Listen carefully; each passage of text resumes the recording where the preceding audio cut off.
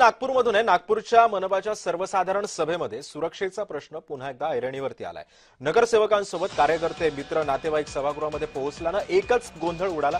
सुरक्षा रक्षकांचा डोळा चुकून समर्थकांनी प्रवेश केला। सभेमध्ये नगरसेवकातील शिस्तीचा अभावावरही महापौरांचा कटाक्ष पाहायला मिळाला।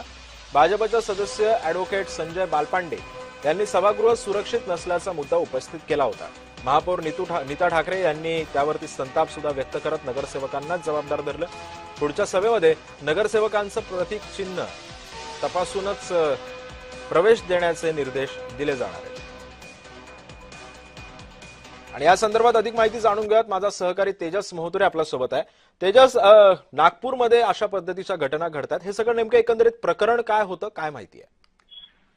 नक्कीच सिद्धेश सर, आपण जर बघितलं असेल तर काल महानगरपालिकेची सर्वसाधारण सभा आयोजित केली गेली होती आणि ही सभा जी आहे ती नागपुरातील सुरेश भट सभागृह या ठिकाणी करण्यात आली होती। मात्र या ठिकाणी जर बघितलं असेल तर नगरसेवकांसोबत त्यांचे कार्यकर्ते असतील, मित्र असतील, नातेवाईक आणि यासोबत जर बघितलं नगरसेवकांसोबत असलेले रील स्टार सुद्धा त्यांच्यासोबत होते। त्यामुळे एकूणच जर बघितलं असेल तर या सभेत जे असुरक्षितताची भावना जी आहे ते एका अर्थानं जाणवू लागलेली आहे। कारण की या संपूर्ण संदर्भाने जर बघितलं असेल तर भाजपचे नगरसेवक संजय बालपांडे यांनी सुरक्षितेचा मुद्दा जे आहे तो उपस्थित केलेला आहे।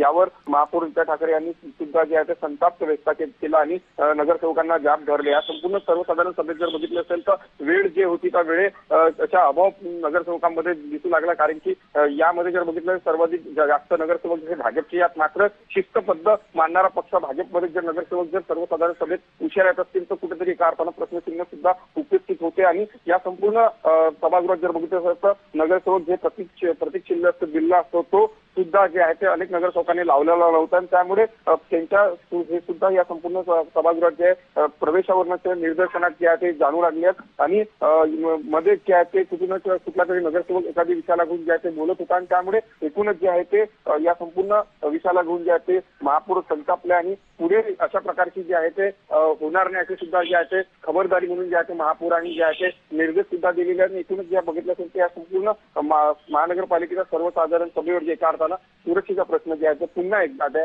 ऐरणीवर आलेला आहे। नक्कीच धन्यवाद तेजस।